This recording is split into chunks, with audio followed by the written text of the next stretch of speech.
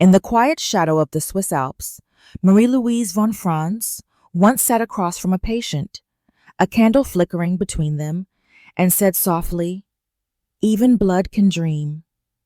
To her, this was not metaphor. It was medicine. The body, in her view, was no mute machine. It was a vessel through which the psyche whispered its deepest truths. Flesh, bones, organs, each a page in the symbolic diary of the soul. And blood, that restless red river, was one of its most ancient languages. Symbols speak when words fail. She believed nothing in the psyche is random, and nothing in the body meaningless.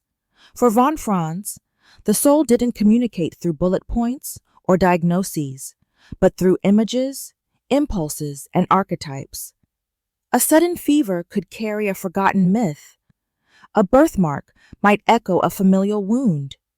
Even blood type, a clinical detail buried in your medical chart, might hum with psychic resonance. Look deeper than the label. What if the four major blood types, A, B, AB, and O, weren't just categories of antigens and antibodies, but energetic signatures? Could they correspond to fundamental ways of being, seeing, relating? Von Franz, steeped in the symbolic tradition of Jung, saw no contradiction between science and soul. To her, every fact held a face, every measurement a myth. What if biology is biography? She often began with amplification, a method Jung taught, expanding a personal image into its cultural and mythic equivalents. A patient who dreamed of blood dripping through stone might be led toward ancient fertility rituals, tales of sacrifice, or the symbolism of purification. Nothing was literal. Everything lived in layers. Your blood may carry a story older than your name. In her private notebooks, von Franz began to wonder, could blood types be seen as soul types? Not in a deterministic or pseudoscientific way, but in a symbolic one, or not as rigid profiles, but as archetypal tendencies. In this she found a strange resonance with a cultural theory blossoming far from Zurich. The East had already heard this call. In Japan, the concept of Ketsueki-gata suggests that blood type reveals personality. Type A is seen as methodical, B as creative, AB as complex, and O as bold. Though von Franz approached this with caution, she respected the deeper insight that biology might encode not just function, but orientation. That nature and psyche are reflections, not opposites. There is no such thing as just physical. Von Franz believed these classifications held power not when taken literally, but when approached symbolically. They were maps, not mandates. They pointed to tendencies, inner moods, ways of perceiving the world that could be shaped, but not denied. Blood is both the river and the mirror. The question, then, is not whether your blood type defines your destiny.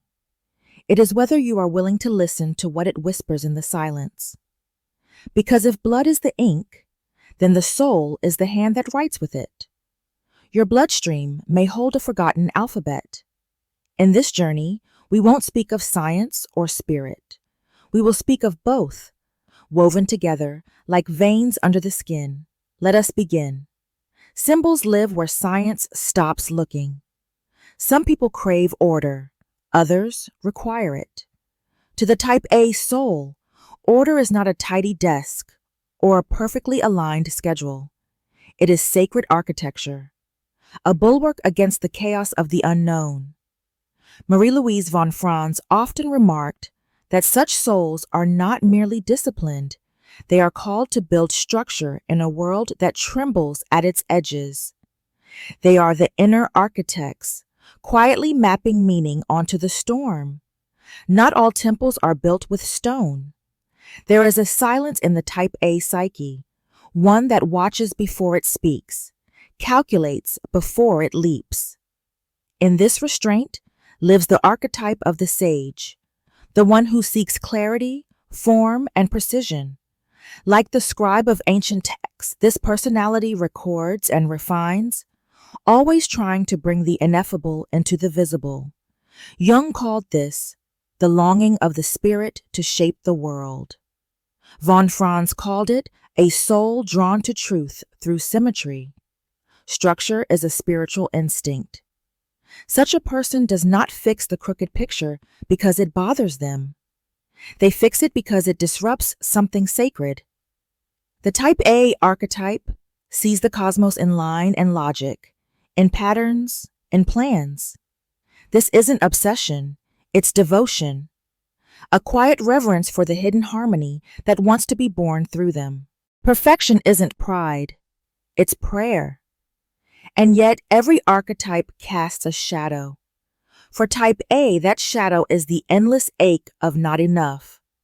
Anxiety, like a whispering critic, waits in the corners of every nearly finished task. Rigidity, judgment, the weight of inner rules, these become bars in a prison that was once a sanctuary. Von Franz would say that the same walls that protect the sacred can also confine it. The fortress becomes a cage. In myth, these souls appear as the temple builder, those tasked with shaping the world for the gods, but who forget their own rest.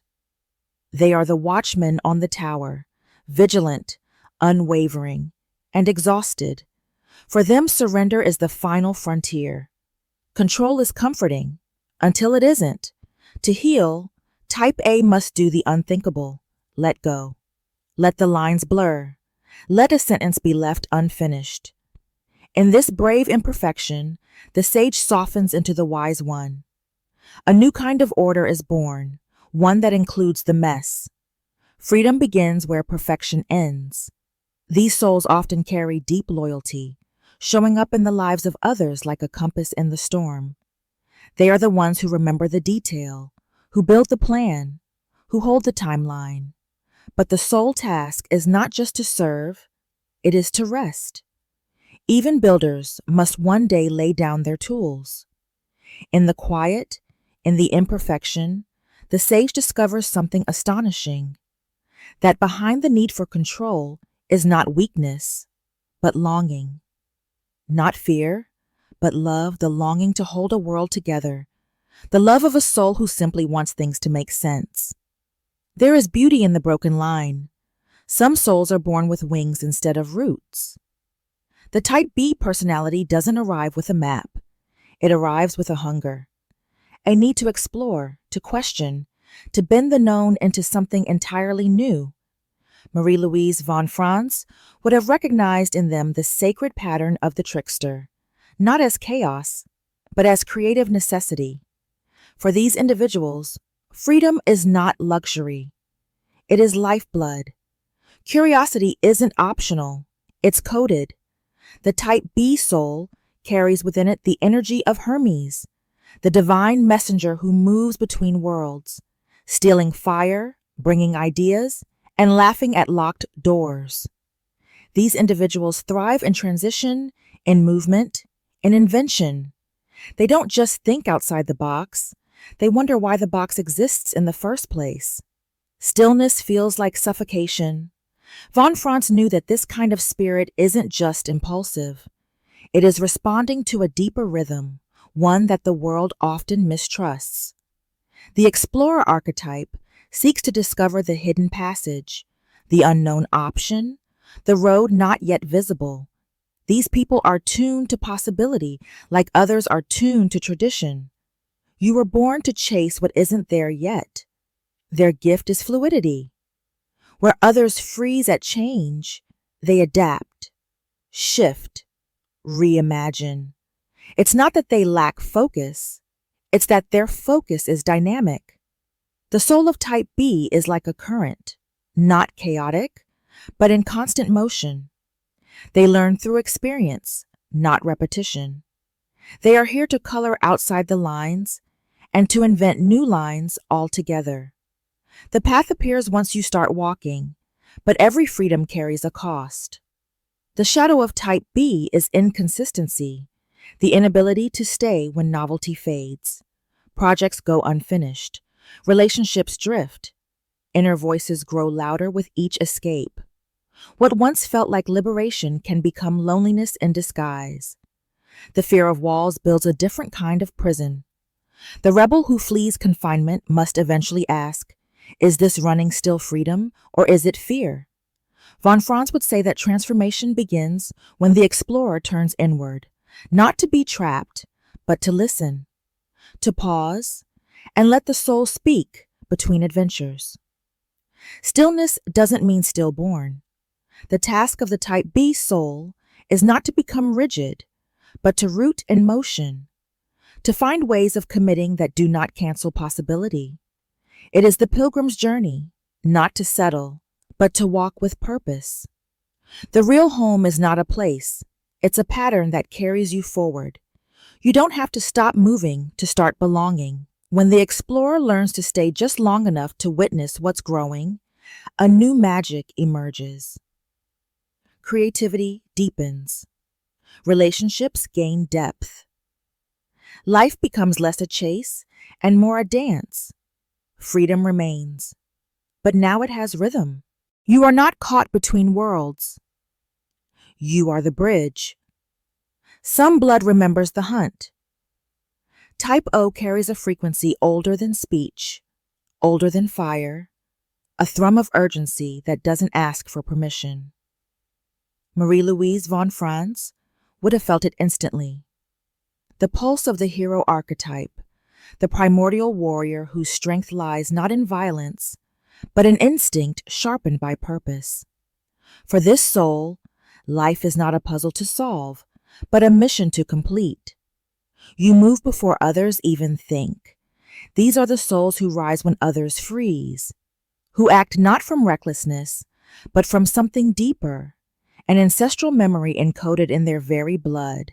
They sense danger before it appears. They know when to strike and when to retreat. Their energy isn't random, it's rooted in survival. Your body remembers things your mind forgot. Type O personalities often show a natural leadership, not because they seek power, but because others instinctively follow them. They carry presence, confidence, a capacity to bear stress without crumbling.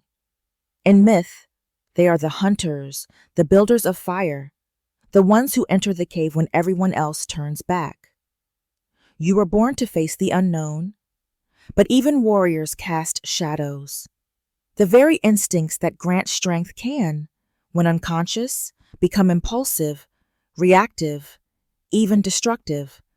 When the world doesn't respond fast enough, anger flares. When others hesitate, Type O surges forward, sometimes too far, too fast. Von Franz warned that the untempered hero often becomes the tyrant. Power without reflection becomes its own enemy. The real journey for this soul is to integrate instinct with awareness, not to suppress the fire, but to learn when to feed it, when to protect it, and when to let it cool. It is not the act that defines the warrior. It is the consciousness behind the act. Strength guided by soul becomes wisdom. Type O can be a force of healing, not just force. They can cut through confusion, inspire courage, bring clarity where there was once chaos, but only if they first learn to sit with their own uncertainty. The ancient myths remind us, even Hercules fell to his own rage. Knowing when not to act is also a kind of power. Von Franz believed that the strongest archetypes must become the most conscious. For the warrior to evolve, he must become more than his reflexes. He must become aware of his purpose, not as domination, but as protection, service, creation. Your hands were made for more than fists. When that shift occurs, a new archetype emerges, not the fighter, but the guardian, still powerful, still clear, but rooted in soul rather than survival. The hero who leads not by force, but by example. You are not just instinct, you are intention. And in this transformation, the oldest language of the soul becomes the most sacred. A warrior who knows when to fight and when to kneel is not just a relic of the past. He is a blueprint for the future. You were not born to conquer. You were born to awaken. There is something strange and sacred in the smallest parts of us. The Rh factor, one tiny protein hidden on the surface of red blood cells, might seem biologically minor, but symbolically, it whispers of something vast. Marie-Louise von Franz would have paid close attention. She understood that the subtlest differences often hold the most profound meaning. In the dance between Rh positive and Rh negative, she would have seen more than genetics. She would have seen myth. Some secrets live in silence. Rh positive is the most common, about 85% of the population. These individuals often carry a deep-rooted sense of connection to family, tribe, tradition. They are instinctively attuned to the collective, to shared customs, to the rhythm of belonging. In them lives the archetype of the belonger, the one who finds safety in the circle and meaning in continuity. To belong is to breathe in rhythm. These souls feel most alive when part of something larger than themselves. They show up, contribute, protect. Von Franz would recognize this as a powerful archetype: the everyman, the caregiver, the tribal elder. But she would also caution that unchecked belonging can become conformity, that the desire to merge can swallow the need to individuate. Even the circle can become a cage. Rh negative, on the other hand, is rare, mysteriously rare. And those who carry it often describe feeling different, separate, not quite of this world.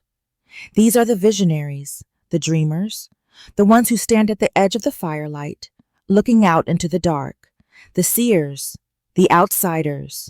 You were born to see what others overlook. Von Franz might liken them to Moses, raised apart, wandering in the wilderness, entrusted with a vision only he could carry, or to Cain and Abel, whose offerings revealed a deep symbolic incompatibility, not good and evil, but divergence, two paths that could not merge without consequence. Some paths cannot walk side by side. The Rh negative soul often feels both burdened and blessed. They receive dreams others ignore. They question where others follow, but this comes at a cost. A loneliness that isn't solved by company, a sense of exile that no place quite resolves. The visionary walks alone, but not without purpose. The task for both types is not to choose sides, but to find integration. The belonger must learn to listen to the call of the individual soul. The seer must find ways to remain in the world, even if they walk just a little outside it. Your difference isn't a defect, it's design. Von Franz believed that wholeness is never about sameness. It's about honoring the uniqueness of your pattern and learning to live it consciously. Whether you are Rh positive or Rh negative, the blood carries a hidden signature, an invitation to know who you are beneath the skin. In the quiet protein, a loud destiny waits, and in that space between tribe and solitude, tradition and vision, the soul must find its own way home. There are rivers in the psyche that run red. Marie-Louise von Franz often spoke of dreams as the language of the unconscious, symbols stitched from soul and sensation alike. But what if those symbols are not only reflections of thought, but of blood? What if your biology whispers through your dreams, pointing not to sickness, but to soul? In her eyes, the dream was never just story. It was medicine, a diagnostic tool of the deep self. Your body dreams too. She once sat with a patient who dreamed of a corridor lined with jars of blood, each labeled with strange hieroglyphs. In waking life, the woman had recently learned she was Rh negative and felt inexplicably shaken by it. Von Franz did not turn to science first. She turned inward. She asked what the blood in the dream felt like. Sacred, the woman said, like it carried more than me. That was the door. What disturbs you may be trying to teach you. In von Franz's method, dreams are never random. They emerge when the conscious self loses control, allowing a deeper pattern to speak. If you are type A and dream of collapsing buildings or disorganized rooms, it may be your inner structure under pressure. If you are type B and dream of mazes or unfinished journeys, the soul may be reminding you of all you've left undone. Dreams often show us where we resist our nature. Type AB. Individuals often report dreams full of mirrors, split landscapes, or voices saying opposite things at once. Their unconscious speaks in paradox, asking not for a decision, but a synthesis. And type O, the warriors, may dream of battlefields, crises, or being the only one to act while others freeze. The dream affirms their instinct, but may also warn of burnout or rage. Your dreams know your archetype better than your ego does. Von Franz also believed illness could be symbolic. Autoimmune disorders, for example, were not merely medical. They could reflect psychic imbalance, the self turning against itself. A patient's recurring dreams of being attacked from within were explored alongside their diagnosis. She never claimed dreams could cure, but she knew they could clarify. Illness may begin in the body, but it ends in the soul. In one case, a man with type O blood dreamt night after night of carrying others up a mountain while his legs bled. He prided himself on leadership, but the dream revealed a cost. The interpretation was not to stop leading, but to ask, "Who carries you?" Your strength also needs rest. To von Franz, dreams were the bloodstream of the unconscious. They nourished, warned, revealed, but they required attention, not as puzzles, but as prayers. Every night your blood writes stories in silence. And if you listen closely, those stories may guide you not just toward who you are, but toward who you are becoming. Your blood is not your fate. It is a symbol, a myth, a thread in the great tapestry of your becoming. Marie-Louise von Franz believed that nothing in nature was random, not even what flows through your veins. In the final reckoning, the purpose of knowing your type is not to define yourself, but to meet yourself, in truth, in shadow, in wholeness. Each drop of blood is an invitation, not to limitation, but to liberation. You were never meant to fit a type. You were meant to live it. Across these chapters, the archetypes have revealed themselves.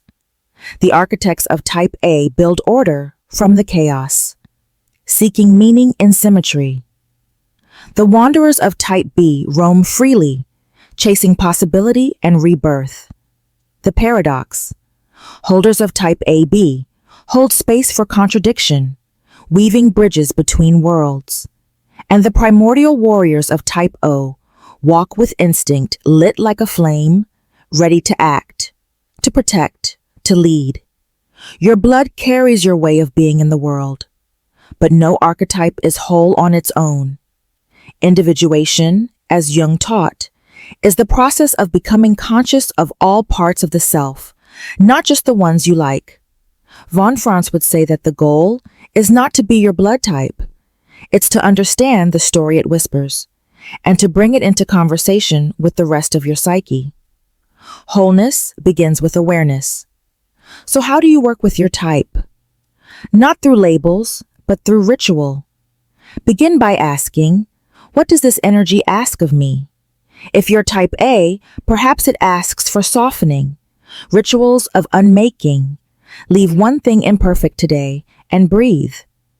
If you're type B, create space for pause.